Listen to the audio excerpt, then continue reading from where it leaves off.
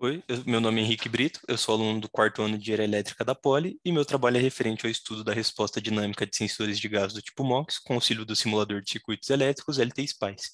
Eu fui orientado pela professora Elizabeth Galeazzo e também pelos colaboradores Henrique Pérez e Maurício Lisboa, do Departamento de Sistemas Eletrônicos da Poli.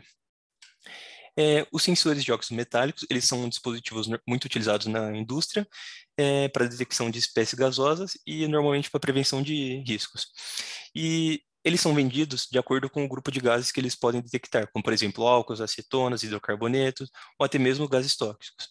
Entretanto, eles possuem baixa seletividade, ou seja, eles acabam respondendo a outros tipos de gases, além daqueles que eles foram fabricados para detectar.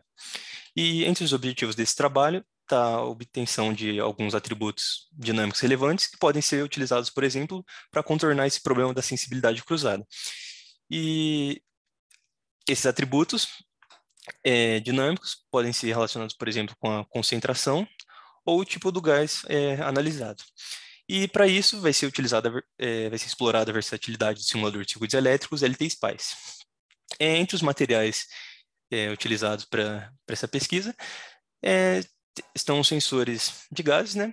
No caso aqui é o sensor MQ3, que ele é vendido normalmente assim encapsulado, e esses dispositivos têm sua resistência elétrica alterada quando eles são submetidos aos gases. E para isso foram utilizados 4 sensores comerciais, no caso são os sensores MQ2, MQ3, MQ7 e MQ8, e eles foram arranjados, né, em uma matriz. E essa matriz foi conectada a uma câmara de gás, que era onde os gases eram injetados, e aqui tem um esquema do arranjo utilizado, onde foram usados 2 controladores de fluxo, e um deles, que é esse MFC, era responsável por borbulhar ar seco na substância de interesse, e o vapor saturado, no caso de etanol, era direcionado até a câmara, e através do ajuste desses fluxos, eram controladas as concentrações de gases. No caso, as concentrações de gases utilizadas foram de 1 a 10% de vapor de etanol. Aqui estão algumas fotos da bancada, né, com os MFCs, as válvulas e a câmara de ensaios. E todo esse sistema era controlado por um programa desenvolvido em LabVIEW, aqui no caso à direita, e um outro programa era responsável por fazer a aquisição desses dados, né, coletados pela placa Arduino. Então foram realizados ensaios variando a concentração de vapor de etanol de 1 a 10%. Aqui estão as resistências coletadas para cada um dos 4 sensores. E analisando seus atributos dinâmicos, a derivada foi escolhida como ponto de partida, graças ao seu comportamento particular observado em estudos anteriores, onde ela indica, né, que esse valor de derivada, no caso a derivada mínima, pode ser relacionado à concentração do gás analisado. Para isso foi utilizado o simulador de circuitos elétricos LT-SPICE, que é uma ferramenta muito prática e versátil e que conta com diversos recursos gráficos e matemáticos aplicados a circuitos elétricos. E ela permite, por exemplo, que aqueles dados lidos pelo Arduino sejam lidos e trabalhados através de fontes de tensão. Então, utilizando isso para os 4 sensores, foi possível, por exemplo, ler os valores de resistência de um deles.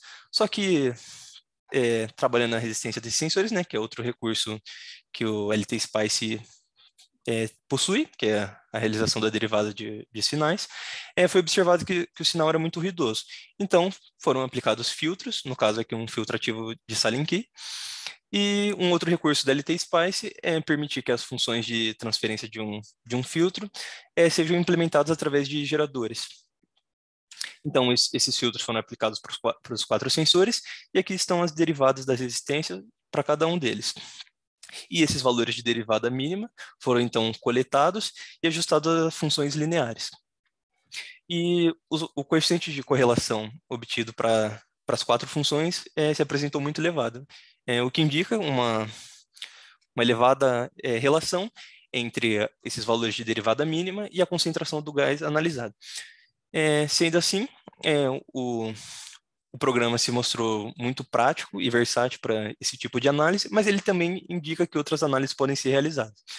Além disso, ele permite que seja realizado o condicionamento de sinais através de alguns circuitos, como, por exemplo, os filtros implementados, E foi observado, de fato, que existe uma alta relação entre as derivadas das respostas dos sensores e as concentrações dos gases.